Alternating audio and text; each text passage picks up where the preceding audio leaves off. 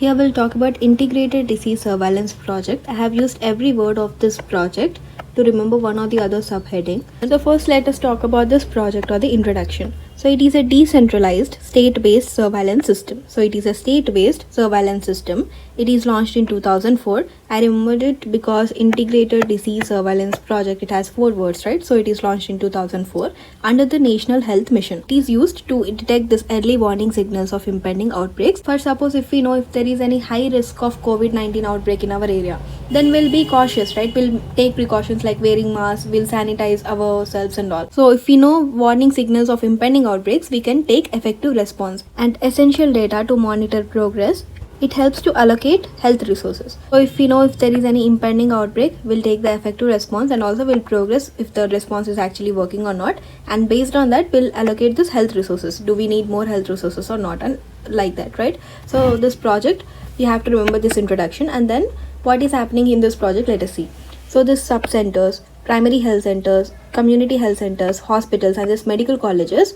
So to all of this, patients will be coming, right? So they'll provide this weekly disease surveillance data. First, there is collection of this weekly disease surveillance data. Collect this in the syndromic, probable, and the lab format method, SPL method. And then they'll analyze the data by SSU and TSU. Then they will investigate by the rapid response team. So this rapid response team will contain epidemiologist, clinician, and the microbiologist, right?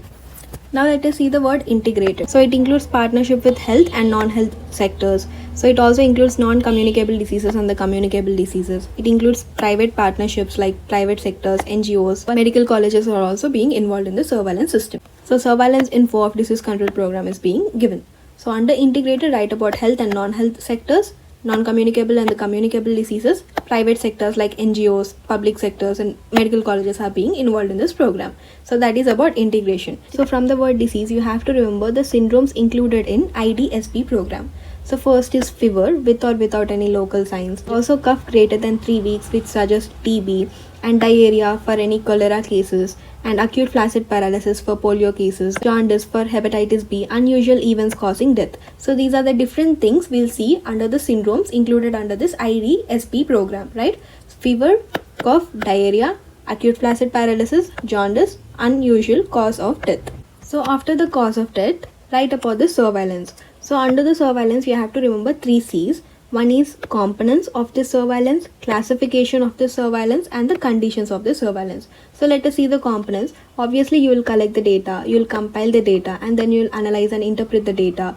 Follow up and feedback is being taken, right? Just like this collection, analysis, and investigation, here also you are collecting, compiling, analysis and interpretation, follow-up, and the feedback. So coming to the classification, you have 3 types of diagnosis. So first comes the syndromic diagnosis. It is based on clinical pattern. See, whatever you see here, like the syndromes included, you see the fever, presence of cough, diarrhea, and all, right? So based on that syndromic approach, you will do the syndromic diagnosis, which is done by paramedics. And then comes the presumptive diagnosis, which is done based on the history taking and the clinical examination by the medical officers. And then comes the confirmed diagnosis, which is done by lab identification and also by the medical officer. So this is about classification. You're going to write about syndromic, presumptive, and the confirmed diagnosis.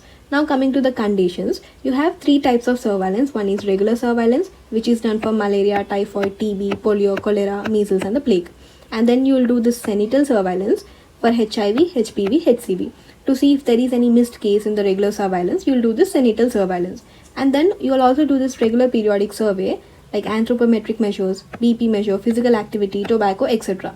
So these are the different conditions. One is the regular surveillance, senatal surveillance, and the regular periodic survey, right? So this is about this IDSP program. To summarize everything, see, from the word project, you will have to remember 2 things. One is an introduction. It is a decentralized state-based program which is launched in 2004 under the National Health Mission, right? And also, what are you doing under this project? We are seeing for early warning signs for the impending outbreaks, and then we'll create this effective response. From this, we'll monitor progress and also we'll allocate this health resources and all, right? So this is the introduction. And from the word project itself, you have to remember what is happening in the project, right? So this sub-centers, PHCs, CHCs, hospitals, medical colleges, and all this provide this data, weekly disease surveillance data.